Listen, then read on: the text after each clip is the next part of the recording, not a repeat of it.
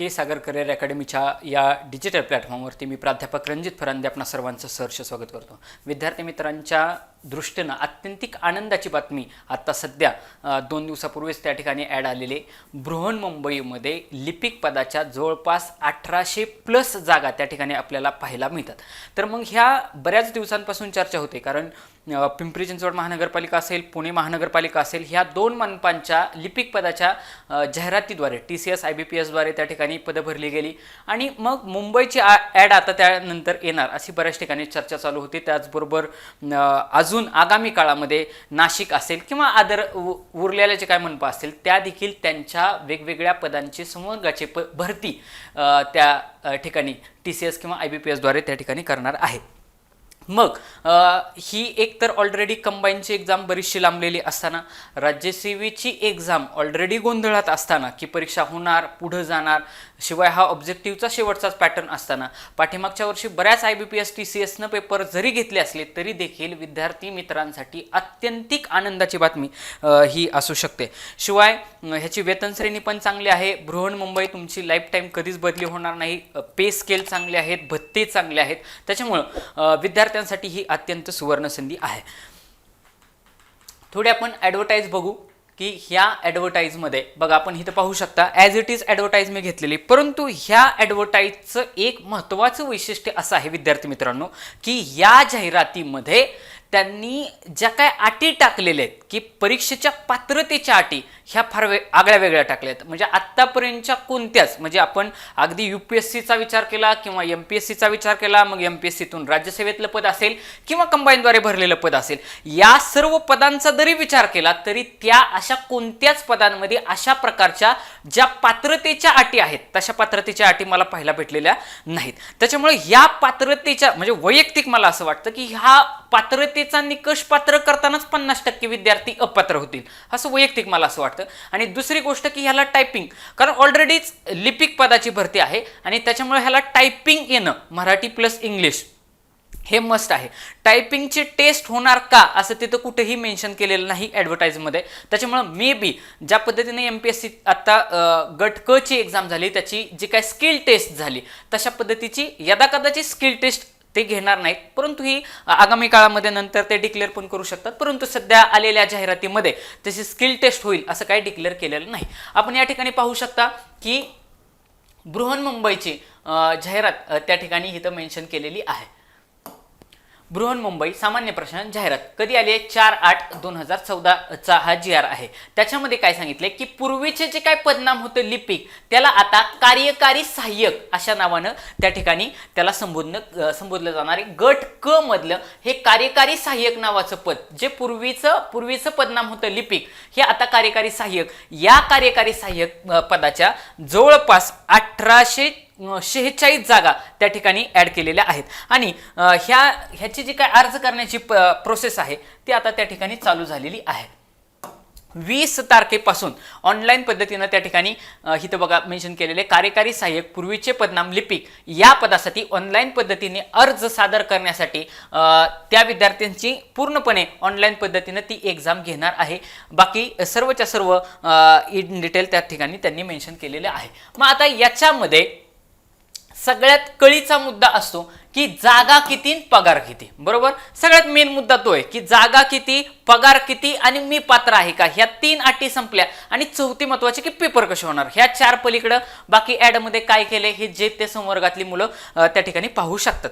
आता बघा, मेन म्हणजे या ठिकाणी स्पेस स्केल आहे तो खूप चांगले दिलाय, M15 असा पे स्केल आहे। आता तुम्ही म्हणताल सर M15 काय? आता जर तुम्ही सपोज राज्यसेवेतून पात्र झालात किंवा कंबाईन मधून पात्र झालात तर तुम्हाला S श्रेणी असते बघा, S1, S2, S3। आता सपोज जर तुम्ही MPSCतनं क्लर्क झाला तर S6 असं पे स्केल आहे। सपोज STI ASO सब रजिस्ट्रार असं झाला, PSI झाला तर S14 असा पे स्केल आहे। सेम तशाच पद्धतीनं बृहन्मुंबईचा, मुंबई महानगरपालिकेचा त्यांचा वेगळा असा पे स्केल आहे। तो सेम मॅट्रिक्स हा जो काय आहे हा M पासून स्टार्ट आहे, तो M15चा मॅट्रिक्स आहे। त्या M15च्या मॅट्रिक्समध्ये तुम्हाला 25,500 ते 81,000 रुपयापर्यंत त्या ठिकाणी सॅलरी भेटणार आहे. ह्याच्यामध्ये अधिकचे महागाई भत्ते प्लस तुम्हाला ऍड होणार, म्हणजे साधारणतः माझ्या नॉलेजनुसार एक 35 ते 40 हजाराच्या आसपास त्या ठिकाणी तुम्हाला पे स्केल भेटू शकतं. त्याच्यानंतर महत्त्वाचं सगळ्यात म्हणजे की पदांची संख्या किती आहे, तर पदांची संख्या आहे 1846, म्हणजे 1846 पदं त्या ठिकाणी भरली जाणार. 1846 पदं म्हणजे खूप जास्त पदं झाली. बरं, ह्याचं प्रमोशन परत तुम्हाला अजून जास्त त्या ठिकाणी चान्सेस भेटत असतात. आणि ही सुधारित वेतन श्रेणी त्या ठिकाणी मेन्शन केलेली आहे. अजून ज्यावेळेस वेगवेगळे शासनाचे वेतनवाढीचे वेगवेगळे रूल लागू होतात, पे स्केल लागू होतात, त्या पद्धतीनं नंतर त्याच्यामध्ये पेमेंटमध्ये त्या ठिकाणी वाढ होत जाते. विचार करता बघा, आत्ताच्या सध्या बेरोजगारीचा विचार करता विद्यार्थ्यांच्यासाठी सुवर्णसंधी आहे. दुसरी गोष्ट, पॅटर्न सेम तलाठी परीक्षासारखा आहे. म्हणजे जशा पाठीमागं तुम्ही TCS IBPSच्या पेपर दिले, ॲज इट इज ही परीक्षा TCS घेणार आहे, एवढं लक्षात ठेवायचं. कोण घेणार आहे? TCS घेणार आहे. मग ते इथं कुठं मेन्शन केलं का? नाही. ज्यावेळेस तुम्ही ॲप्लिकेशन फॉर्म ओपन करता त्यावेळेस तुमच्या लक्षात येईल ही परीक्षा TCSचा ॲप्लिकेशन फॉर्म त्या ठिकाणी ओपन होतो. याच ज्यावेळेस तुम्ही ही PDF पाहताल, या PDFची लिंक आपल्या त्या ठिकाणी डिस्क्रिप्शन बॉक्समध्ये आपण देऊच. या TCSचा फॉर्म ओपन केला की तुम्हाला तो फॉर्म कसा भरायचा आहे हे सगळं व्यवस्थित त्या ठिकाणी गाईडलाईन त्या ठिकाणी दिलेले आहेत, त्या तुम्ही पाहून घ्या. महत्त्वाचं म्हणजे डॉक्युमेंट ह्याच्यामध्ये ॲड करताना व्यवस्थित ॲड करा, कारण याच्यामधल्या पात्रतेच्या अटी फार वेगळ्या सांगितल्या आहेत. आता बघा, पहिला कळीचा मुद्दा तुम्हाला सांगितला की पगार किती, दुसरा जागा किती, आता तिसरा की त्या जागांचं डिस्ट्रीब्युशन कसं आहे. बघा, त्या जागांचं डिस्ट्रीब्युशन कसं आहे. याच्यामध्ये मेन मुद्दा असतो की ओपनला जागा किती. मेन मुद्दा काय असतो की बाबा ओपनला जागा किती असतील. आता इथे बघा 1846 म्हणजे 1846 पदं त्या ठिकाणी टोटल भरली जाणार. सगळ्यांना दिसू शकतं. 480ला तुम्ही बघा त्या ठिकाणी दिसेल. तर ह्याच्यामध्ये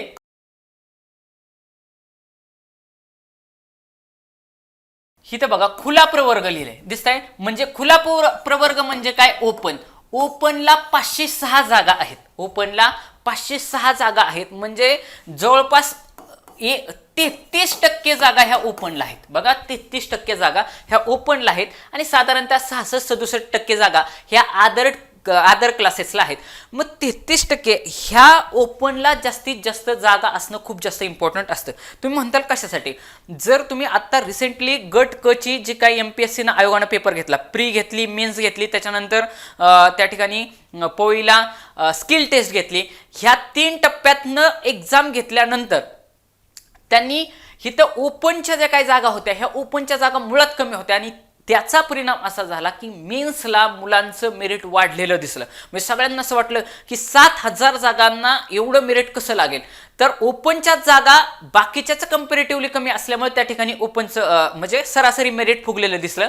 या ठिकाणी 506 जागा आहेत.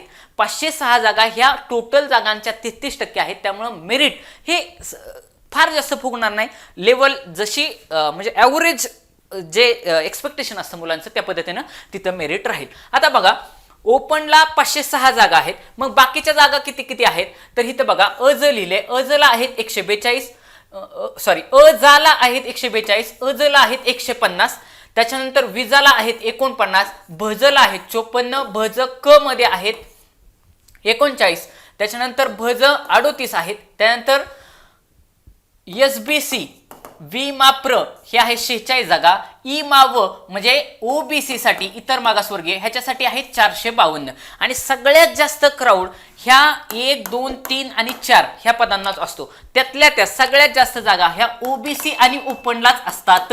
बघा, OBC ला जागा आहेत 452, ह्या गेल्या 500च्या घरात. त्याच्यानंतर ओपनच्या जागा आहेत 506, ह्या पण गेल्या 500च्या घरात. त्याच्यामुळे ह्या जागांची संख्या खूप जास्त चांगली आहे. त्याच्यामुळे जे प्रिपरेशन करत असतील, कारण ऑलरेडी आता गटकची एक्झाम झालेली आहेत, वेगवेगळ्या सगळ्या सरळ सेवांचे एक्झाम झालेले आहेत, मुलं करंटली त्या टचमध्ये आहेत, तर तुम्ही एक्झाम 100% मारू शकता.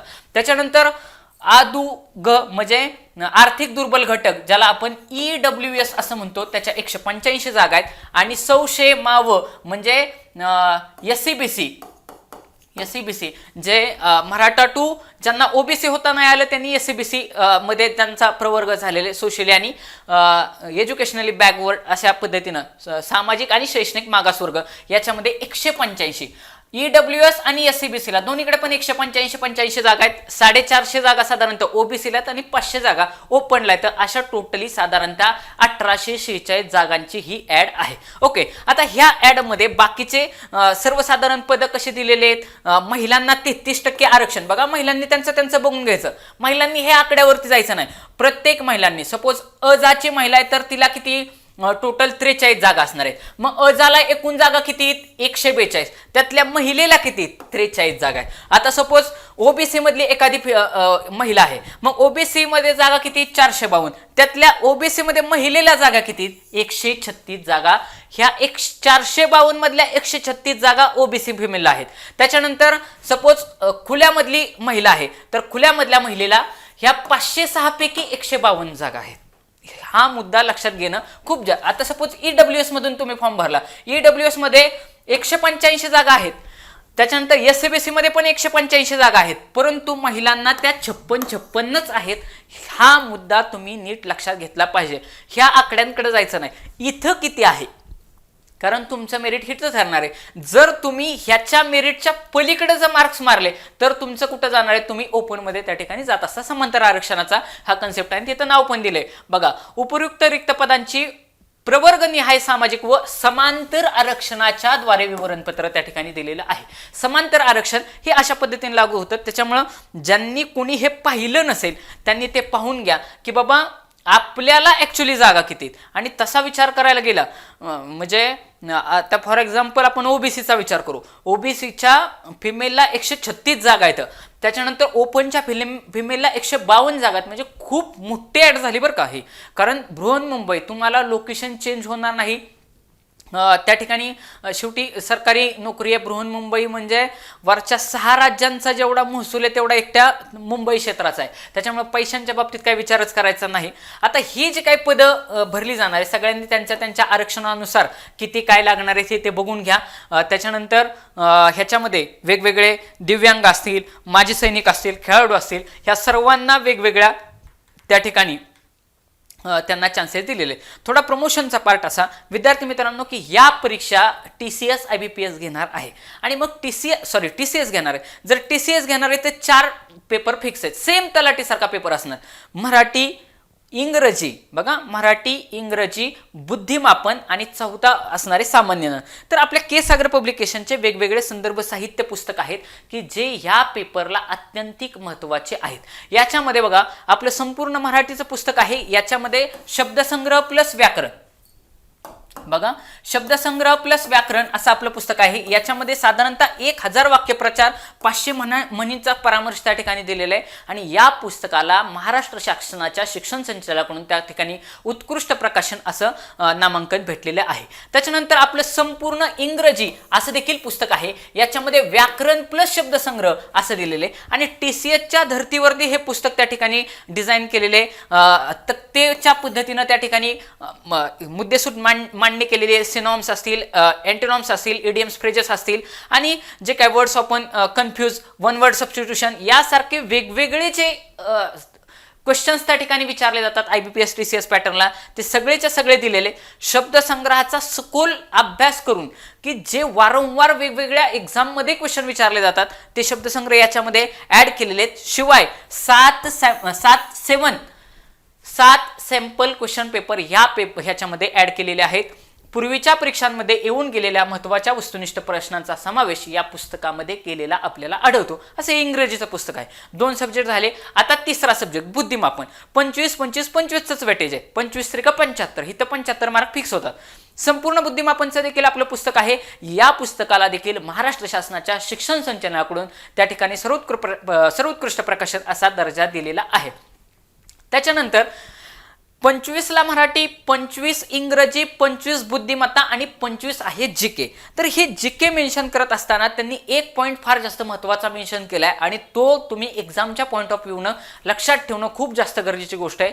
ज्या ठिकाणी जीकेचे 25 क्वेश्चन विचारणार आहेत त्या ठिकाणी बृहन्मुंबईच्या विशेष अभ्यासावरती क्वेश्चन विचारले जाणार आहेत. नाहीतर तुम्ही कुठले पण जुना इतिहास काढत बसाल, समाजसुधारक वाचत बसाल, पृथ्वीची उत्पत्ती कधी झाली भूगोलात जाताल, राज्यशास्त्राचं पॉलिटिक्सचं कुठलं पण करताल, इकॉनॉमिक्स सगळं करत बसाल, दळणवळण हे ते परकीय व्यापार, सार्वजनिक वित्त हे सगळं अभ्यास करताल आणि तिथं बृहन्मुंबईमध्ये विचारताल एलिफंटा लेणी कुठल्या तालुक्यामध्ये येतं. मग ते एलिफंटा केव्ज आहेत ह्या उरण तालुक्यामध्ये हे जर आपल्याला कळलं नाही, कारण सरळ सरळ बृहन्मुंबईवरती त्या ठिकाणी क्वेश्चन विचारला गेला. किंवा अगदी बृहन्मुंबईचे जे काय त्यांचे आर्थिक अहवाल निघत असतात, वार्षिकी एकूण निघत असतात, त्याच्यावरती पण एखादा क्वेश्चन ते फ्रेम करू शकतात, कारण तसे क्वेश्चन त्या पद्धतीने त्यांनी फ्रेम केलेले. त्याचा एक अजेंडा म्हणून आपलं TCS IBPSच्या बेसिसवरती असलेलं मला विद्यार्थी मित्रांना सांगायचं आहे की तुम्ही ज्यावेळेस फॉर्म भरताल त्यावेळेस त्या फॉर्मच्या अनुषंगानं BMCचा व्यवस्थित सखोल अभ्यास करून जा. तुम्हाला जीकेला 100% त्या ठिकाणी फायदा होईल. कारण मराठीमध्ये सर्वसामान्य विद्यार्थी मार्क्स घेणारच आहे, त्याच्यानंतर बुद्धिमापनमध्ये घेणारच आहे. हे दोन सब्जेक्टला तर तुम्हाला मार्क्स काढणे ज्याला बसायचे ते. मग मेरिट डिसाइडिंग फॅक्टर कुठले आहेत? एक म्हणजे इंग्लिश आणि दुसरा म्हणजे जीके. त्यातल्या ते जीके फार वास्ट विचारलं जातं आणि इंग्लिशचा ॲव्हरेज मुलांचा त्या ठिकाणी आपल्याला म्हणजे थोडा प्रॉब्लेम असलेला दिसून येतो. आपलं पुस्तक चांगल्या पद्धतीचं त्या ठिकाणी डिझाईन केलेले, शिवाय आपल्या जे काय पूर्वीच्या प्रश्नपत्रिका झालेत त्याचे पण आपल्याकडे वेगवेगळे TCS IBPS पॅटर्नचे जे काय आत्तापर्यंतच्या प्रश्नपत्रिका झाल्या त्याचा देखील आपल्याकडे सेट आहेत, ते देखील तुम्ही आपल्या बुक स्टॉलवरून मागवू शकता. आता बघा, हे आपलं अजून एक पुस्तक आहे TCS IBPS जनरल नॉलेजचं पुस्तक आहे, म्हणजे जीकेसाठी. याच्यामध्ये 5,500 वस्तुनिष्ठ प्रश्नांचा समावेश केलेला आहे. PSI STI ASO पूर्व परीक्षा गट क महाराष्ट्र शासनाच्या सर्व पूर्व मुख्य परीक्षेचा विचार करून, सारासार विचार करून हे पुस्तक अगदी समाज कल्याणच्या एक्झाम, पशुसंवर्धनच्या एक्झाम त्या सर्वांसाठी उपयुक्त असलेले हे आपलं पुस्तक आहे. सेम त्याच धर्तीवरती लेटेस्ट जनरल नॉलेज व चालू घडामोडी इन्क्लूड असलेल्या आपली 43वी आवृत्ती आहे. याच्यामध्ये आपण G20ची आत्ताची शिखर परिषद त्या ठिकाणी पाहू शकता. या एकाच पुस्तकांमधून आपल्या TCS IBPSला ज्या पॅटर्नला त्या ठिकाणी क्वेश्चन विचारले जातात ह्याचा तुमचा अभ्यास होऊ शकतो. त्याच्यानंतर सेम तसंच पुस्तक आहे स्मॉलेज जनरल नॉलेज. हे देखील चालू घडामोडींसह सर्व जिल्हा परिषद भरती, ग्रामसेवक भरती, आरोग्य भरती, पोलीस कॉन्स्टेबल, महाराष्ट्र लोकसेवा आयोग आणि आत्ताची बृहन्मुंबई असेल, त्याच्यानंतर समाज कल्याणचा पेपर असेल, सर्व वेगवेगळ्या एक्झामसाठी हे देखील पुस्तक अत्यंत उपयुक्त आहे. त्याच्यानंतर आता हे आपण पाहू शकता की बाबा जे विद्यार्थी काय त्याला म्हणतात PH मध्ये आहेत, फिजिकली हँडिकॅप्ट आहेत, त्यांच्यासाठी ह्यावेळी विशेष गाईडलाईन त्या ठिकाणी दिलेल्या आहेत. या गाईडलाईनचा विचार करायचा, कारण फिजिकली हँडिकॅप्टचा मुद्दा आपल्याला माहिती आहे की त्या पूजा खेडकरचा मुद्दा अत्यंत गाजल्यामुळं फिजिकली हँडिकॅप्टचा मुद्दा हा खूप जास्त चर्चेचा भाग बनलेला आहे. त्याच्यामुळं माझी अशी रिक्वेस्ट राहील ऐकणाऱ्यांना की बाबा खरंच जे फिजिकली हँडिकॅप्ट आहेत त्यांना त्याचा लाभ घेऊ द्यात, कारण त्यांच्यावरती जन्माला येताना काहीतरी प्रकारे अन्याय झालेला आहे, त्याचा लाभ त्यांना बाबा जर झाला, हा शासनाचा उद्देश आहे. आणि आपण जर अशा पद्धतीने फेक सर्टिफिकेट काढून त्यांच्या जागा घेतल्या जातात ना त्या खऱ्या, त्यांच्या जागांमध्ये एक पद्धतीचं त्या जागा ज्यांना गरज आहे त्या गरजवंतांची ती जागा बळकवली जाते. परिणामी त्याचे पडसाद सगळ्यांना भोगावेच लागतात. तर ज्यांचं फिजिकली वेगवेगळ्या गोष्टी आहेत त्या देखील ह्या PDF मध्ये सांगितल्या आहेत, त्या तुम्ही पाहून घेऊ शकता. ह्याच्यामध्ये समांतर आरक्षणाचा जो काय पार्ट आहे याच्यामध्ये कोणाला कसं आरक्षण राहणार आहे, वरचं तर आपला मुद्दा झालेलाच आहे, पण कोणाला कसं आरक्षण राहील हा पण मुद्दा त्या ठिकाणी दिलेला आहे. तर बघा, आपण पाहिलं की मग असे महिलांना 30% आरक्षण आहे त्या ठिकाणी. महिलांना किती? महिलांना 30% आरक्षण आहे, म्हणजे 1846 जागांमधल्या 30% जागा महिलांना आहेत. आपण महिलांना किती जागा आहेत मग असे बघितलं. माजी सैनिकांना साधारणतः 15% जागा आहेत. त्याच्यानंतर जे काय भूकंपग्रस्त असतील, प्रकल्पग्रस्त असतील, यांना पण वेगवेगळ्या जागा त्या ठिकाणी दिलेल्या आहेत. इथं बघू शकता आपण, हे बघा, भूकंपग्रस्तांना 2% जागा रिझर्व आहे, खेळाडूंना 5% जागा रिझर्व आहेत. ह्या सगळ्या पद्धतीनं त्या ठिकाणी समांतर आरक्षण कसं आहे, जे काय सुशिक्षित बेरोजगार ज्याला अंशकालीन पदवीधर असं म्हणतात त्यांना 10% त्या ठिकाणी आरक्षण मेन्शन केलेले आहे. आणि अनाथांसाठी ॲज पर लॉ 1% आरक्षण त्या ठिकाणी महाराष्ट्र शासनाच्या निर्णयानुसार या ॲडमध्ये केलेलं आहे. म्हणजे ॲड एकदम व्यवस्थित पद्धतीने त्या ठिकाणी काढलेली आहे. त्याच्यानंतर जे काही दिव्यांग आहेत, ह्या दिव्यांग मित्रांसाठी 4% आरक्षण ह्याच्यामध्ये ह्या ॲडमध्ये आपल्याला पाहायला भेटतं. अशा पद्धतीने वेगवेगळे आरक्षणाचे मुद्दे तुम्ही ह्या पीडीएफच्या स्वरूपामध्ये पाहू शकता. ओके. आणि जे काही SC-BC प्रवर्ग आहे सगळ्यांमध्ये सामाजिक व शैक्षणिक मागासवर्गीय SC-BC यांना 10% त्या ठिकाणी आरक्षण देण्यात आलेले. जे काही EWS आहे बघा, जे काय EWS आहे या EWS ला पण टोटल जागांच्या 10% आरक्षण त्या ठिकाणी दिलेले. सगळ्या बघा जेवढ्या म्हणजे उद्या कुठल्याही कुणीही त्याच्यावरती हे नाही केलं पाहिजे. आता मेन सगळ्यात गोष्ट आहे जे आपल्या ह्याचं टायटल आहे. ओके.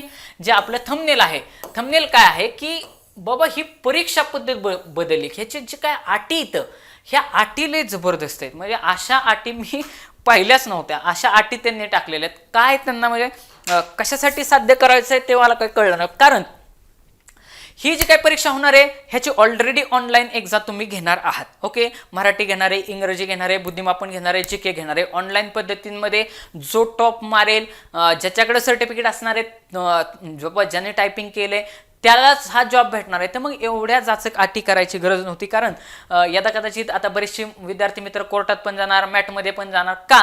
त्याची कारण तुम्हाला सांगतो. अशा अटी याच्या अगोदर कोणत्याही परीक्षेला नव्हत्या. मग कुठल्या अटी आहेत आता इथं बघवा.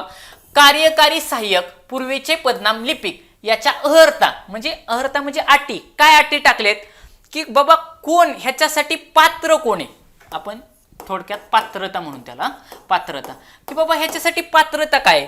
उमेदवाराने मान्यताप्राप्त मंडळाची माध्यमिक शालांत प्रमाणपत्र परीक्षा. बघा आता ही माध्यमिक शालांत प्रमाणपत्र परीक्षा म्हणजे काय, इयत्ता 10वी. बघा इयत्ता 10वी इथपर्यंत ठीक नाही, ठीक आहे. ज्याचं ग्रॅज्युएशन झालंय तो 10वी 12वी पासच झालाय, ह्याच्यात काय वादच नाही. हा पण मग मेन काय टाकले, उमेदवारानं मान्यताप्राप्त माध्यमिक शाळांची प्रमाणपत्र परीक्षा प्राप्त करणे. पण तत्सम परीक्षा म्हणजे जे काही त्यांनी परीक्षा दिली असेल ही प्रथम प्रयत्नामध्ये उत्तीर्ण केलेली असावी. हा मुद्दा फार जास्त जाचक आहे. प्रथम प्रयत्नामध्ये आता कसं आहे तुम्ही विचार करा. शक्यतो 10वीला एकदा बोर्डला बसला की मुलगा थ्रूआउट पास होतोच. म्हणजे थ्रूआउट मार्चला बसला की मार्चमध्ये सगळेच्या सगळे विषय निघतातच. 12वीला पण निघत असतात. इथं प्रथम प्रयत्नात म्हटले बरं का, प्रथम वर्ग नाही. प्रथम वर्ग म्हटलं की फर्स्ट क्लास म्हणजे ॲज पर रूल्स सपोज साधारणतः 60%ला फर्स्ट क्लास असा जर धरला तर इथं फर्स्ट क्लास अशी अट नाही. प्रथम प्रयत्नामध्ये म्हणजे 10वीला जर तो असं समजा की 10वीला जर तो 2015 साली असेल तर तो पहिल्याच प्रयत्नामध्ये पूर्णच्या पूर्ण 10वीची परीक्षा उत्तीर्ण झाला पाहिजे. असं शक्यतो सगळेच्या सगळे आता अलीकडच्या काळामध्ये सगळे 100% रिझल्ट लागतातच.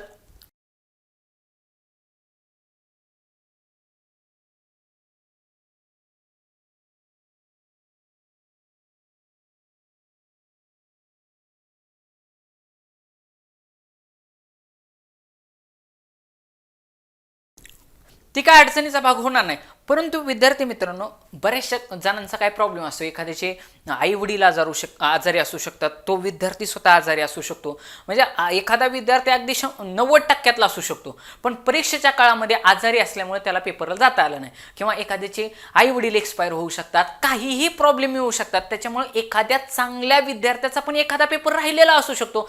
परिणामी तो काय करणार, 10वीची परीक्षा परत देणार, ऑक्टोबरला पेपर देणार आणि तो पेपर काढणार असं बरोबर. आणि याच्यामध्ये ATKT द्वारे 11वीला प्रवेश असं ऑलरेडी महाराष्ट्र शासनाचं गव्हर्नमेंटचं लेटर आहे. त्याच्यामुळे ही जे काय पहिल्याच प्रयत्नामध्ये 10वी पास असायला पाहिजे. ह्याच्यात काही का पर्सेंट म्हणजे अगदी 1%, 2%, 3% का होईना ह्याच्यात पोरं पात्र ठरणार नाहीत. ही अट त्यांनी टाकायला नको होती. पण ठीक आहे, आता सध्या तर त्यांनी अट ही टाकलेली. आपण चेक करून घ्यायचं आपला कुठलाही विषय 10वीमध्ये गेलेला नाही पाहिजे. आणि म्हटले त्यांनी आणि म्हणजे ही तर पाहिजेलच, 10वीला तुमचा कुठलाच विषय गेलेला नाही पाहिजे. प्लस हे बरं का, हे प्लस त्याच्याबरोबर तुमचं काय पाहिजे, पदवी झालेली पाहिजे. बघा उमेदवाराने मान्यता प्राप्त विद्यापीठाच्या वाणिज्य, विज्ञान, कला, विधी आणि तत्सम किंवा तत्सम म्हणजे काय बाबा तुमचं arts, science and commerce, law तसं म्हणजे बाकीच्या कुठल्याही ज्यांचं सपोज इंजिनिअरिंग झालं असेल, कोणाचं काय ॲग्रिकल्चर झालं असेल, वॉट एव्हर, ह्या सगळ्यांचा तो पदवीधर असावा. बघा, पदवीधर असावा इथपर्यंत ठीक आहे. UPSC MPSC सगळ्या परीक्षांना एवढीच अट आहे. कुठली? की तो मान्यता प्राप्त ह्याचा विद्यापीठाचा मान्यता प्राप्त विद्यापीठाचा तो पदवीधर असावा. परंतु ह्यांनी त्याच्या पुढे जाऊन आणि केले आणि परत सेम तशीच अट टाकली. प्रथम प्रयत्नामध्ये किमान त्याला 45% गुणांनी तो उत्तीर्ण झाला पाहिजे. म्हणजे त्याचं असं नाही पाहिजे. आता फॉर एक्झाम्पल मी स्वतः इंजिनिअरिंगचा विद्यार्थी, मी इंजिनिअरिंगला बरेच 5-6 वर्ष टीचिंग केलं जातं, त्याच्यामुळं मी स्टुडंट पण इंजिनिअरिंगचा होतो आणि इंजिनिअरिंगला जवळपास 5-6 वर्ष टीचिंग केलेलं आहे. त्याच्यामुळे मला चांगलं माहिती आहे की बऱ्याच विद्यार्थ्यांचे सब्जेक्ट हे राहतातच. अगदी मी असं सांगू शकतो, आता मी स्वतः डिझाईन वगैरे असे सब्जेक्ट शिकवायचो, सॉम शिकवायचो. कमीत कमी क्लासमधल्या 50% विद्यार्थ्याचे असे सब्जेक्ट राहतात. मग आता जर अशी अट टाकली की प्रथम प्रयत्नामध्ये त्याने सगळेच्या सगळे पदवीचे विषय म्हणजे सोडवलेले असावेत, तर ही पण अट एवढी जाचक आहे की तुम्हाला सांगतो इंजिनिअरिंगचे बरेचसे विद्यार्थी याला अपात्र ठरू शकतात. आता शेवटी नंतर आता ते बऱ्याचशा विद्यार्थ्यांनी त्याच्यावरती कंप्लेंट केल्यानंतर किंवा फोन केल्यानंतर कालांतराने 5-6 दिवसामध्ये अजून बऱ्याचशा बाबी उघडकीस येतील. परंतु विदाऊट AT-KT म्हणजे शिवाय हा जो काही त्यांचा क्रायटेरिया आहे, तर तो क्रायटेरिया त्यांना आता फॉर एक्झाम्पल इंजिनिअरिंगला 4 वर्ष येतं. मग 4 वर्षातल्या लास्ट इयरचं फक्त धरणार का थ्रूआउट अख्ख्या 4 वर्षांचं धरणार? हा पण त्या ठिकाणी प्रश्नचिन्ह असलेला मुद्दा आहे की बाबा लास्ट इयर धरणार की बाबा हे, पण शक्यतो लास्ट इयर धरतील असा एक माझा अंदाज आहे. त्याच्यामध्ये पण त्यांना 45% गुण पाहिजे म्हणजे पाहिजेच. असं नाही की आता इंजिनिअरिंगला 40%ला पास आहे, बरेचसे विद्यार्थी 42% पण असणारे असू शकतात आणि असे 40% असणारे पण विद्यार्थी नंतरच्या काळामध्ये अभ्यास करून अधिकारी झालेले अशी पण उदाहरणं येतं. पण जर ही अट टाकली कुठली की 45% त्याला गुण पाहिजेच पाहिजेत, ही पण अट तशी क्रिटिकल आहे. म्हणजे हिथं पण त्यांनी त्या ठिकाणी तुम्हाला चाळण लावलेली आहे. त्याच्यामुळे ह्या मुद्द्यामध्ये पण मला तर असं वाटतं की बाबा जवळपास 30 ते 40% विद्यार्थी पण ह्याच्यातनं अपात्र ठरू शकतात. म्हणजे आता शेवटी अजून 2-3 दिवसानंतर कळेलच की बाबा त्याच्यावरती अजून काय येते. किंवा त्यांनी काय दिले, ज्या मान्यता प्राप्त विद्यापीठाच्या ह्या अटी खूप जास्त इम्पॉर्टंट आहेत.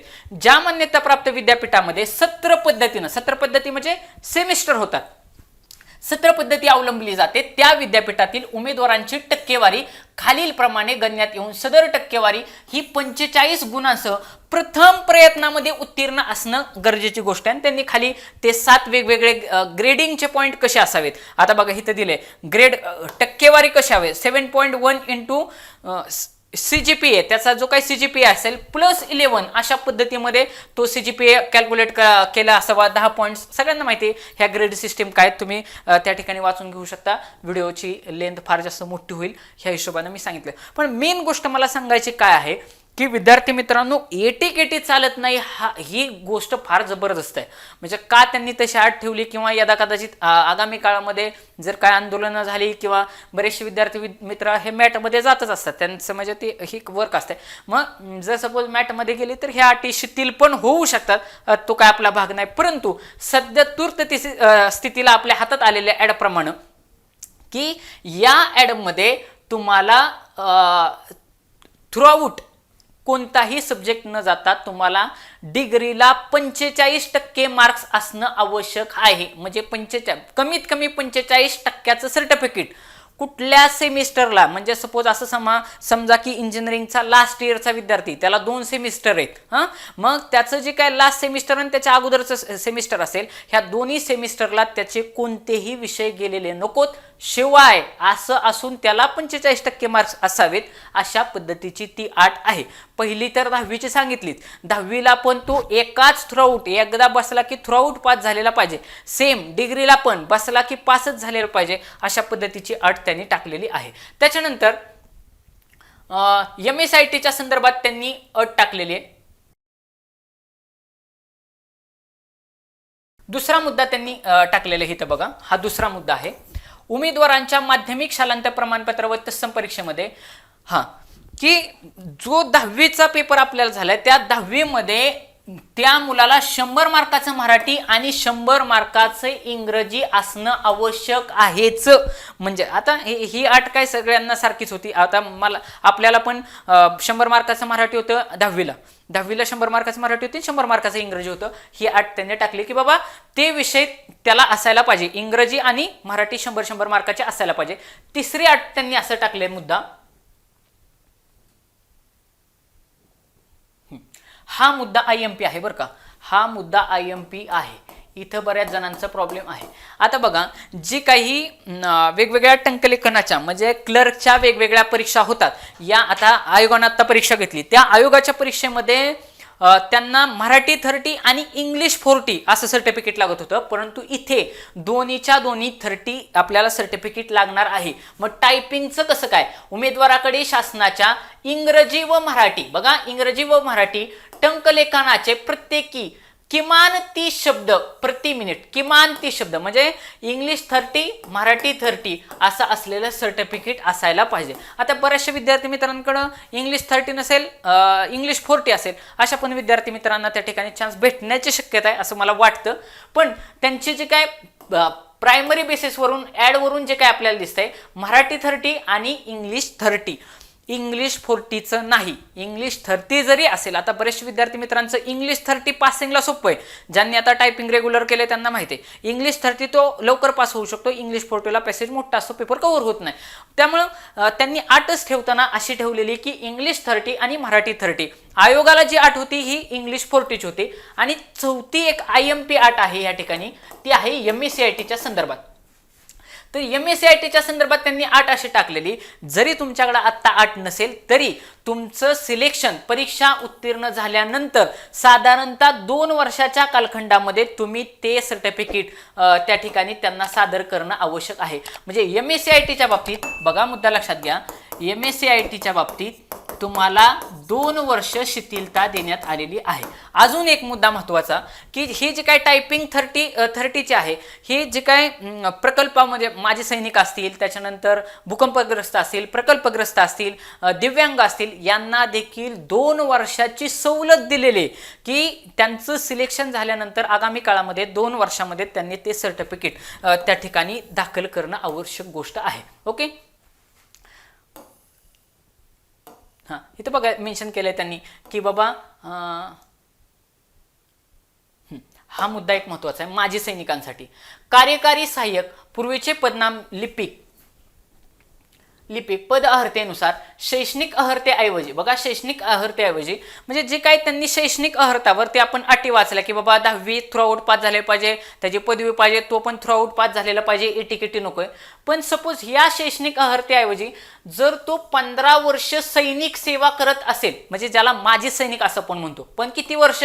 15 वर्ष माजी सैनिक असलेल्या जे काही विद्यार्थी SSC उत्तीर्ण असतील व Indian army special certificate of education अथवा तत्सम प्रमाणपत्र धारक असतील, अशा उमेदवारांना तर पदासाठी पदवी परीक्षा ही पात्रता आवश्यक आहे. तिथे तांत्रिक अथवा व्यावसायिक कामाचा अनुभव आवश्यक नाही. अशा पदांवर सदरची शैक्षणिक पात्रता ही शिथिल करून नेमणुकीसाठी माजी सैनिक यांना समांतर आरक्षणाच्या अंतर अर्ज करण्यात उमेदवारांचा विचार करण्यात येईल. म्हणजे याचा अर्थ काय? जे काय माजी सैनिक असतील त्यांना ह्या शैक्षणिक पात्रतेच्या अटी शिथिल केलेल्या आहेत, हे मुद्दा लक्षात ठेवायचा. म्हणजे त्यांना ते काय सगळ्या गोष्टी द्याव्या लागणार नाहीत.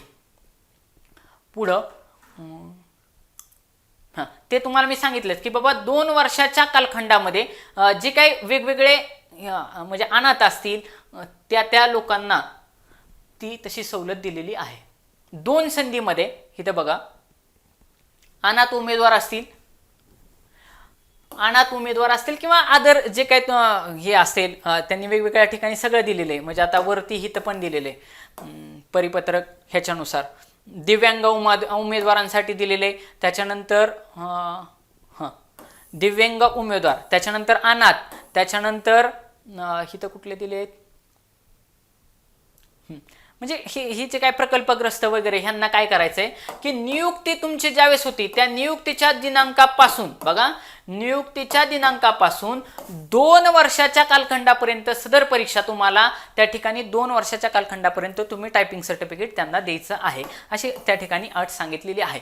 अजून एक महत्त्वाचा मुद्दा तो असतो, म्हणजे बरेचसे विद्यार्थी काय होत असतात की वयोमर्यादेचा विषय असतो. कमीत कमी त्याचं 18 वर्ष पूर्ण पाहिजे आणि कमाल 38 वर्ष. हे आहे ओपनसाठी, हे आहे ओपनसाठी. आणि जे काय मागास प्रवर्गामधील आहेत त्यांना 18 वर्ष पूर्ण आणि कमाल 43 वर्षांचे, म्हणजे अजून +5ची अट त्यांना देण्यात आलेली आहे. सेम +5 कोणाला दिलेले, तर जे काही खेळाडू आहेत ह्या खेळाडूंना देखील +5 वर्षांचं त्या ठिकाणी अजून एज रिलॅक्सेशन त्या ठिकाणी दिलेलं आहे. म्हणजे वयांच्या अटी आपण बघितल्या 18 ते साधारणतः 38 असं वयांच्या अटी आहेत. ओके, पुढं इथं मेन्शन त्यांनी केलेलं आहे की बाबा वयोमर्यादा किती असावी, असा शेवटी त्यांनी एक चार्टच दिलेला आहे आणि त्या चार्टमध्ये तुम्हाला वया कळू शकतात की खुला प्रवर्गासाठी 18-38, मागासवर्ग यांच्यासाठी 18 ते 43, सशस्त्र दलासाठी केलेल्या सेवा जर असेल तर +3 वर्ष वयोमर्यादा ही 45 पर्यंत साधारणतः केलेली आहे. प्रकल्पग्रस्त असेल, प्रकल्पग्रस्त भूकंपग्रस्त खेळाडू इथं 18 सगळे स्टार्टिंगला, इकडं 45, पण खेळाडूंसाठी 43 आहे बघा. इथं खेळाडूंसाठी 43 वर्ष इथं दिलेले. हां, माजी सैनिकांसाठी 45, प्रकल्पासाठी 45, भूकंपासाठी 45, परंतु खेळाडूंसाठी बघा, खेळाडूंसाठी 43 वर्ष जास्तीत जास्त टाकलेले आहे. आणि जे काही सुशिक्षित बेरोजगार किंवा अंशकालीन पदवीधर यांच्यासाठी 55 वर्षे, बाकीच्यांसाठी त्या पद्धतीनं तिथं मेन्शन केलेलं आहे. दिव्यांगांसाठी 45 वर्ष आहे, अशा पद्धतीचा त्या ठिकाणी मेन्शन केलेलं आहे. आणि सर्व पद्धतीनं त्या ठिकाणी वयाच्या अटी तुर्तता विचारात घेऊन हे करणार आहे. आता मेन म्हणजे तुमची निवड कशी होणार, बघा परीक्षा कशी होणार ह्याच्यावरती सगळा विषय आहे. आता काय केलेलं आहे, सगळ्यांना माहिती आहे की बाबा ही परीक्षा कोण घेणार आहे, TCS ही परीक्षा घेणार आहे. मग ही TCS परीक्षा घेताना कशा पेपर होणार आहे तुम्हाला मी आत्ताच सांगितलं. TCS पेपर ही घेत असताना ह्याच्यामध्ये अजून त्यांनी एक अट अशी टाकलेली. ॲक्च्युली ही अट ज्यावेळेस आपण इंजिनिअरिंगच्या वेगवेगळ्या BMCच्या एक्झाम होतात आणि आगामी काळामध्ये सिव्हिल इंजिनिअरिंग असेल, इलेक्ट्रिकल असेल, मेकॅनिकल असेल, त्याच्यानंतर ह्या सगळ्या ज्या काही इंजिनिअरिंगच्या परीक्षा त्या देखील त्याच्या देखील जागा BMCच्या येणार आहेत. परीक्षा कशी होणार आहे, मराठी 25 प्रश्न असतील, इंग्रजी 25, मराठी 25, इंग्रजी 25, त्याच्यानंतर माध्यम दिले, मराठी भाषा व व्याकरण 25 प्रश्न, इंग्रजी भाषा व व्याकरण 25 प्रश्न, सामान्य ज्ञान म्हणजे ज्याला GK असं म्हणून 25 प्रश्न आणि बौद्धिक चाचणी 25 प्रश्न, असे टोटल 100 प्रश्न. प्रत्येकाला मल्टिप्लाइड बाय 2चे गुण किती झाले, 50 असे 200 गुण. आता ह्याच्यातलं फक्त इंग्रजीचा पेपरच इंग्रजीमध्ये राहील, बाकी सगळेच्या सगळे पेपर कशामध्ये राहतील, मराठीमध्ये राहतील. हा मुद्दा लक्षात ठेवायचा. तुम्हाला मॅथमॅटिक्स इंग्लिशमध्ये दिसणार नाही, ते कशामध्ये दिसणार, तुम्हाला मराठीमध्ये दिसणार पेपर. बरं, ह्याला वेळ किती असणार आहे, वेळ असणार आहे 100 मिनिटं, 2 तास नाही. हा मुद्दा लक्षात घ्यायचा. तलाट्याचा पेपर 120 मिनिटांचा होता, हा पेपर 100च मिनिटांचा आहे, हा मुद्दा लक्षात घ्यायचा. आता अजून काय सांगितले की जरी तुम्ही परीक्षा ही पास झाला तर हा मुद्दा खूप जास्त महत्त्वाचा आहे. जसं तुमचं जे काय ग्रॅज्युएशन आहे हे 45% कंप्लीट करणं आवश्यक आहे, तसं ही परीक्षा देखील 45% पास होणं आवश्यक आहे. म्हणजे इथं 200 मार्कांचा हा पेपर होणार आहे. 200 मार्कांचे 45% जर तुम्ही काढले, बघा 200 मार्काचे 45% काढले, ह्या शून्याला हे शून्य गेले, 45 दुने 90, म्हणजे कमीत कमी तुम्हाला ॲटलिस्ट पासिंगच्या क्रायटेरिया, सिलेक्शन नव्हे, पासिंगच्या क्रायटेरियामध्ये येण्यासाठी एवढे 90 मार्क पडायलाच पाहिजेत, तरच तुम्ही पास होऊ शकता. बघा इथे लिहिले, महाराष्ट्र शासनाच्या निर्णयानुसार आणि तरतुदीनुसार गुणवत्ता यादीमध्ये अंतर्भाव होण्यासाठी उमेदवारांना एकूण गुणाच्या किमान 45% गुण प्राप्त करणं त्या ठिकाणी आवश्यक आहे. अशी अट तलाठी वगैरे जे काय सहकारच्या परीक्षा झाल्या, पशुसंवर्धनाच्या परीक्षा झाल्या, अशामध्ये कुठंही अशा पद्धतीची अट टाकलेली नव्हती की तुम्हाला 45% पाहिजे म्हणजे पाहिजे.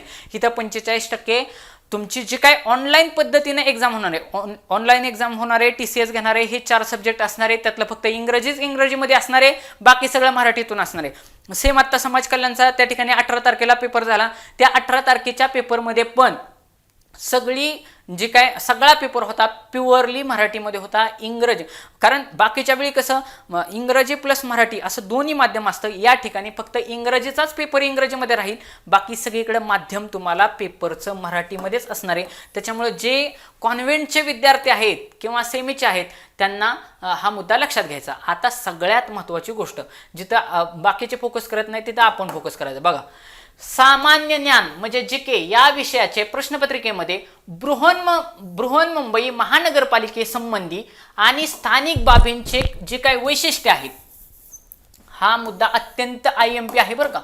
IMP पॉइंट आहे हा. सामान्य ज्ञान या विषयाच्या प्रश्नपत्रिकेमध्ये म्हणजे जीकेच्या प्रश्नपत्रिकेमध्ये जे काही जीकेचे 25 प्रश्न विचारणार आहेत त्याच्यामध्ये बृहन्मुंबईचे म्हणजे मुंबई महानगरपालिकेचे संबंधित व स्थानिक बाबींची वैशिष्ट्ये आणि चालू घडामोडींशी निगडीत प्रश्न त्या ठिकाणी येतील. आणि आत्तापर्यंतचा माझा एक्सपिरियन्स वैयक्तिक असा आहे की आता मला तलाट्याला 176 मार्क होते, तर त्याच्यावरून मी तुम्हाला सांगतो की ते क्वेश्चन काय विचारतात. म्हणजे आता सपोज आत्ता कुठला ऑगस्ट महिना चालू आहे, असं समजा की 2 महिन्याने साधारणतः ही परीक्षा होईल, म्हणजे सप्टेंबर ऑक्टोबर नोव्हेंबरमध्ये साधारणतः परीक्षा होईल असं धरून चाला. मग ते क्वेश्चन कसा विचारतात की सप्टेंबर 2024च्या वर्तमानपत्रात आलेल्या बातमीनुसार, आणि मग खाली आकडेवारी देतात. त्याच्यामुळं रिसेंटली 3 महिन्याच्या चालू घडामोडी करणं ज्यावेळेस परीक्षेची डेट असेल ते खूप जास्त इम्पॉर्टंट आहे. त्याच्यामधून जास्तीत जास्त क्वेश्चन कव्हर होतील. बाकी सामान्यांची आपली पुस्तकं आहेत केसागर पब्लिकेशनचं, ते देखील तुम्ही पाहून जायचं. जे काय बुद्धिमत्ता असेल ही शिष्यवृत्ती, जे काय पूर्व माध्यमिक परीक्षा असेल म्हणजे साधारणतः एक 7वी लेवलचं स्कॉलरशिपचं पुस्तक, 4थी आणि 7वी लेवलचं स्कॉलरशिपला जो बेस असतो, बेसिक गोष्टी तिथं बुद्धिमत्तेला विचारण्यात येतील. मुलाखत याच्यामध्ये होणार नाही.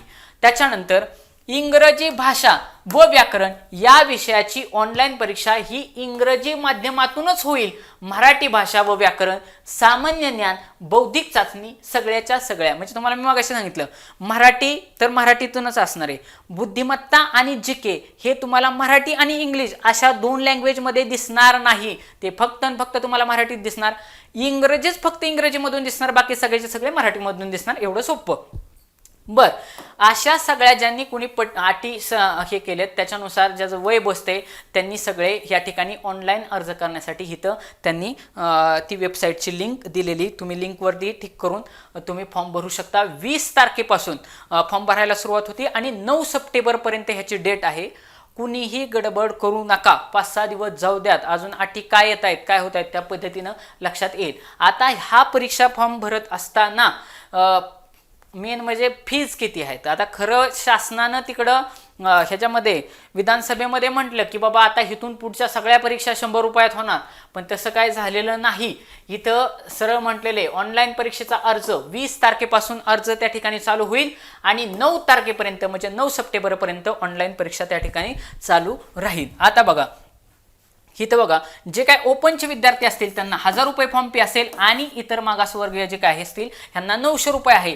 आणि हे वस्तूवर म्हणजे GST सह हे इन्क्लूड केलेलं आहे.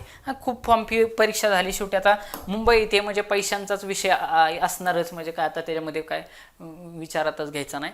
आणि हे नॉन रिफंडेबल असणार आहे. तुम्ही म्हणताल आता आम्हाला परत एकदा परीक्षा भरली आता आम्हाला द्यायचंच नाही, तसं नाही. एकदा भरलं तुम्हाला परत त्या पद्धतीनं दिव्यांगांसाठी काही विशेष सूचना त्यामध्ये दिलेल्या आहेत. आता ज्याच्याकडे लक्ष जाणार नाही ते तुम्हाला एक मुद्दा सांगतो मी आणि आपण त्या ठिकाणी सांगू की परीक्षा ही ऑनलाईन पद्धतीमध्ये होणार आहे. बघा, ऑनलाईन पद्धतीनं होणारे 100च मिनिटांचा कालावधी आहे, हे मुद्दा त्या ठिकाणी लक्षात घ्यायचा. आणि हां, याचं नॉर्मलायझेशन होणार आहे, लक्षात घ्या. जर एका शिफ्टपेक्षा जर जास्त शिफ्ट झाल्या तर ह्याचं नॉर्मल तलाठी परीक्षामध्ये पण बघा TCS म्हटलं की पहिली लिस्ट लागते, परत दुसरी लिस्ट लागते, परत नॉर्मलायझेशन लागतं, नंतर फायनल सिलेक्शनची लिस्ट लागते. हा एकदम लेंदी प्रोसेस त्या ठिकाणी होणार आहे. आणि आता हे बघा हिथं सगळा विषय आहे. ओके, ही म्हणजे कोणी लक्षात म्हणजे ज्याचं लक्ष नसणार आहे अशातला प्रकार आहे ह्या.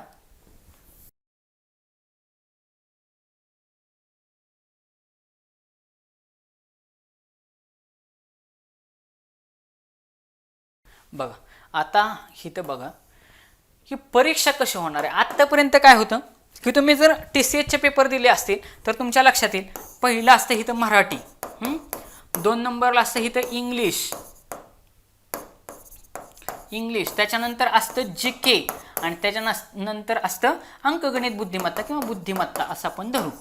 असं असतं. आता सपोज मला जर असं वाटलं नाही आता सुरुवातीला माझं बुद्धिमत्ता खूप जास्त चांगलं आहे, मी 1 नंबरला जाऊन बुद्धिमत्ताला टिक करणार आणि बुद्धिमत्तेचे 25च्या 25 प्रश्न सोडवून घेणार. 2 नंबरला माझं मराठी चांगलं आहे, मी मराठीच्या सेक्शनवरती जाणार, तिथं मला मराठीचे सलग 25 प्रश्न सापडणार, मी ते सोडवून घेणार. मला जसं वाटेल तसं मी सोडवणार. यदा कदाचित मला मराठीचे 22 सुटले, इंग्लिशचे 20 सुटले, मग मी GK सोडवा घेतलं, GKचे 25 सॉल्व केले, बुद्धिमत्ता तर मी ऑलरेडी सॉल्व केलं होतं, मी परत इकडे इंग्लिशमध्ये येणार आणि सॉल्व करणार. अशी परीक्षा पद्धत होती, परंतु हा पेपर तसा घेतला जाणार नाही, म्हणून ही परीक्षा पद्धत वेगळी आहे असं आपण आपल्या थंबनेलमध्ये म्हटलं आहे. त्याचं कारणच असं की असं जो TCSचा रेग्युलर पॅटर्न आहे तसा होणार नाही. मग कसा होणार? एक तर ह्याला आतापर्यंत TCSने 120 मिनिटं दिली होती, आता ती वेळ त्यांनी काय केली? कमी केली. ती वेळ कमी करून 100 मिनिटावरती आणली. दुसरी गोष्ट, ह्याला 25 मिनिट असं त्यांनी मेन्शन केलं. बघा 25 मिनिट 25 मिनिट 25 मिनिट 25 मिनिट. मग हे 25 मिनिट कशासाठी? तर त्यांनी काय केलंय, group A, group B, group C आणि ग्रुप D असा पेपर तुम्ही पेपरला बसलात की आता बघा ज्यांनी TCSनंच पेपर घेतला होता नगरपालिकेचे जे काय कर निर्धारण अधिकारी वगैरे ती पदं भरली गेली, त्याच्यामध्ये काय झालं की तुमचा GKचा पोर्शन संपला की तो, किंवा इंजिनिअरिंग सर्व्हिसेसचा पण त्याच्यामध्ये तसंच होतं की GKचा पोर्शन संपला की इंजिनिअरिंगचा त्या ठिकाणी टायमर लागला की पुढचा पेपर त्या ठिकाणी ॲड व्हायचा. अगदी तसंच ह्यांनी काय केले, ग्रुप पाडलेले, group A, group B, group C आणि ग्रुप D. असं सुरुवातीला तुम्ही पेपरला बसला की तुमच्यासमोर एकदमच 25च्या 25 मराठी, 25 बुद्धिमत्ता, 25 GK असं येणार नाही. कसं येणार मग आता इथं बघा, पहिला आहे मराठी, दुसरा आहे इंग्रजी, तिसरा आहे सामान्य ज्ञान आणि चौथा आहे बुद्धिमत्ता. आता तुम्ही PC वरती बसला की तुमच्यासमोर लगेच ग्रुप A येणार. ग्रुप A मध्ये त्याच्यामध्ये मराठीचे 6 क्वेश्चन असणार, इंग्रजीचे 6 असणार, सामान्य ज्ञानचे 6 असणार आणि बुद्धिमत्ताचे 7 असणार. असे टोटल 25 प्रश्न येणार 25 मिनिटासाठी. 25 मिनिट संपले की हा A ग्रुप तुमचा जाणार. A ग्रुपमध्ये तुम्हाला 6 मराठी असणार, 6 इंग्लिश असणार, 6 बुद्धिमापन असणार, 7 GK असणार. टोटल 25 प्रश्न झाले. एकदा का ग्रुप Aचं 25 मिनिटाचं टायमिंग संपलं की हा ग्रुप A जाणार आणि पुढच्या 25 मिनिटाचा ग्रुप B चालू होणार. तिथं पण परत तुम्हाला 6 क्वेश्चन मराठी, 6 त्या ठिकाणी इंग्रजी, 7 क्वेश्चन सामान्य ज्ञान आणि 6 GK असे 25 प्रश्न येणार. सेम तसंच ग्रुप C ला 6, 7, 6, 7. आता ह्याच्यामध्ये सपोज मी मराठी सोडवलं, मराठीमध्ये 6 क्वेश्चन मी डिरेक्टली GK घेऊ शकतो. इथं तुम्हाला इंटरचेंज करायचा चान्स आहे, परंतु तुम्हाला जे काही तुम्ही एकदमच 25 मराठी 25 बुद्धिमत्ता असं सोडवता तसं सोडवता येणार नाही. तुम्हाला group A, group B, group C, group D असं 25 मिनिटाचा टाइम स्पेन येणार आणि तुमचा पेपर संपून जाणार. एवढं लक्षात ठेवायचं. त्याच्यामुळं टाईम मॅनेजमेंटवरती तुमचं लक्ष असायलाच पाहिजे, हा मुद्दा ह्या ठिकाणी लक्षात घ्यायचा. अशा पद्धतीने विद्यार्थी मित्रांनो 1846 जागांची ॲड आहे. मराठी, इंग्रजी, बुद्धिमत्ता आणि GK एकदम व्यवस्थित करा. खूप मोठी सुवर्णसंधी आहे. अजून कंबाईनची ॲड आलेली नाही. राज्यसेवा तर ऑलरेडी त्या ठिकाणी नेक्स्ट एक्झाम डिस्क्रिप्टिव्ह पॅटर्न होणार आहे. मेन्स तगडे असली पाहिजे तर त्या राज्यसेवेचा अभ्यास करण्यामध्ये मजा असते. नसतं एक्झामला जाणं म्हणजे ही फार मोठी प्रोसेस असते. ही एक्झाम म्हणजे तुमच्यासाठी एक सुवर्णसंधी असू शकते. ज्यांच्याकडे 2 टायपिंग आहेत, ज्यांनी 2 टायपिंग केलेले आहेत, जे ह्या सगळ्या अटींमध्ये बसतात, त्यांनी मन लावून ह्याचा अभ्यास करा. तुम्हाला खूप मोठी सुवर्णसंधी आहे. आमच्या केसगर परिवाराकडून, मी स्वतः प्राध्यापक रणजित सर, माझ्याकडून आणि आमच्या मित्रपरिवारांकडून तुम्हाला सगळ्यांना ह्या एक्झामसाठी खूप खूप शुभेच्छा. धन्यवाद. तुम्हाला हा जर व्हिडिओ आवडला तर नक्की तुम्ही तुमच्या मित्रांपर्यंत जास्तीत जास्त शेअर करा, कारण ह्या एक्झामचा पॅटर्न कसा होणार आहे हे बऱ्याच विद्यार्थ्यांना समजलं नाही, किंवा ह्याच्या अटी काय. सगळ्यांना माहिती जागा आल्या, लिपिकच्या जागा आल्या, ज्याला सहाय्यक काहीतरी नाव आहे, सहाय्यक कार्यकारी त्या ठिकाणी नाव त्याला दिलेले, हे तर काय कोणाला माहितीच नाही. पण लिपिक जागा आल्यात एवढं माहिती, परंतु त्याची परीक्षा कशी होणार आहे, हे असा पेपर येणार आहे, 100 मिनिट असणार आहेत, असलं तिथं ऐकल्यावरती या म्हणजे पळापळी होती. आणि मग त्या मुलाचा एक्झाम काढण्याचा ज्या ठिकाणी ज्या मोटिवेशननं तो गेला असतो तो मोटिवेशन डाऊन होतं. ह्या सगळ्या गोष्टी अगोदर जर माहिती असतील तर बरेचसे विद्यार्थी ह्याला ऑलरेडीच अपात्र होणार आहेत. जर त्यांनी फार स्ट्रिक्टली 45% तर स्ट्रिक्टली क्रायटेरिया ह्या सगळ्यांमध्ये त्यांना 45% पडायला पाहिजे, ह्याच्या सगळ्या 40% पडायला पाहिजे, त्यावेळेस त्याची फिगर बरोबर 45% 90 गुण होतात. हा मुद्दा तुम्ही लक्षात घ्यायचा आहे. हा व्हिडिओ आवडला तर नक्की लाईक करा. तुमचा कमेंट बॉक्समध्ये जर तुम्हाला काही कमेंट सजेस्ट करायचे असतील तर तुम्ही नक्की कमेंट सजेस्ट करा. तुमच्या आगामी काळामध्ये जी काही BMCचे ॲड येणार आहे त्याच्यासाठी वेगवेगळ्या सब्जेक्टनुसार मराठी असेल काय असेल ह्याच्यानुसार आपण नक्कीच त्या ठिकाणी व्हिडिओ घेऊ. आपल्या पोलीस भरतीचे पण बरेचसे क्वेश्चन पेपर त्या ठिकाणी मी घेतलेले आहेत. त्याच्यामध्ये प्रत्येक ठिकाणी बुद्धिमत्ता, गणित, मराठी, GK असे आपण सेक्शन वेगवेगळे टाकलेले आहेत. का? कारण त्या आगामी काळामध्ये आता सपोज तुम्हाला जे मराठीचं प्रिपरेशन करतात त्यांना वाटलं की बाबा पोलीस भरतीमध्ये पोलीस भरतीचं जे मराठी असणार आहे तसंच मराठी येणार आहे. कारण मराठी आणि इंग्रजी ह्याचा बेस 10वी आणि 12वी बरं का, लक्षात घ्या. 10वी आणि 12वीच्या बेसिसवरती इंग्रजी आणि मराठी असणार आहे. त्याच्यामुळे पदवी लेवलचं म्हणजे ज्या पद्धतीनं MPSCला क्वेश्चन विचारले जातात तसे क्वेश्चन तुम्हाला विचारले जाणार नाहीत इंग्रजीला, मराठीला. हा मुद्दा लक्षात ठेवायचा आहे कारण तिथं 10वी आणि 12वीचा क्रायटेरिया आहे. हा खूप जास्त महत्त्वाचा मुद्दा आहे. जे केलं तर त्यांनी सांगितलं की बृहन्मुंबईच्या संदर्भात चालू घडामोडींच्या संदर्भात तुम्ही जास्तीत जास्त अभ्यास करा. उगाच सगळे इकडे पर्यावरण आणि हेन वाचत बसायचं नाही. बुद्धिमत्ता ही स्कॉलरशिप लेवलला विचारली जाऊ शकते असं त्यांनी मेन्शन केलेलं आहे. त्याच्यामुळे बुद्धिमत्तेचे पण क्वेश्चन फार जास्त हार्ड विचारले जाणार नाहीत आणि तसंही TCS फार अवघड विचारत नाही. IBPS मध्ये 5 पॅटर्न म्हणजे 5 त्या ठिकाणी ऑप्शन असतात. TCSला फक्त 4च असतात. अशा पद्धतीचे सर्वच्या सर्व जी काय परीक्षा प्रक्रिया आहे मी तुम्हाला इन डिटेल समजून सांगितलेले आहे. आपले केसागरचे त्या ठिकाणी वेगवेगळे संदर्भ साहित्य पुस्तकं आहेत जी तुम्हाला मी ऑलरेडी मेन्शन केलेली आहेत की याच्यामध्ये संपूर्ण मराठी आहे, इंग्रजी आहे, बुद्धिमापन आहे. त्याच्यानंतर TCS IBPS साठी GKची ही वेगवेगळे चालू घडामोडींसाठी ही वेगवेगळे असलेले वेगवेगळे पुस्तक आहेत. तुम्ही ती ऑनलाईन ऑर्डर करू शकता. तुम्हाला व्हिडिओ आवडला नक्की लाईक करा, तुमचे कमेंट सांगा. आपण त्या पद्धतीनं आगामी काळामध्ये तुमच्या परीक्षेसाठी नक्कीच हिताच्या दृष्टीने वेगवेगळे व्हिडिओ आपण त्या ठिकाणी घेऊ. धन्यवाद.